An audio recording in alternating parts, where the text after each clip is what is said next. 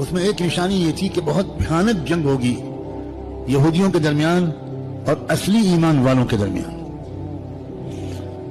اس لیے جو کچھ اس وقت غزہ اور فلسطین میں ہو رہا ہے اس سے ہر ایمان والے کا ایمان ہزاروں گنا ہر منٹ میں بڑھنا چاہیے، اس لیے کہ وہی ہو رہا ہے جو اللہ کے رسول بتا کر گئے تھے.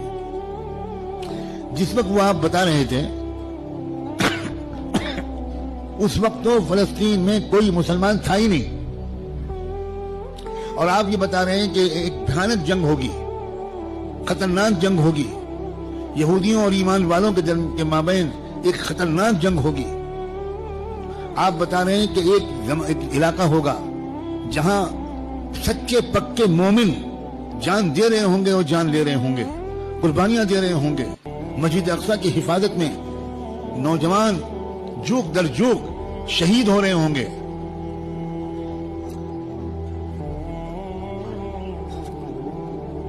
اور اللہ وہاں کے مجاہدوں سے سب سے زیادہ خوش ہوگا، اصلی ایمان والے وہیں پر ہوں گے.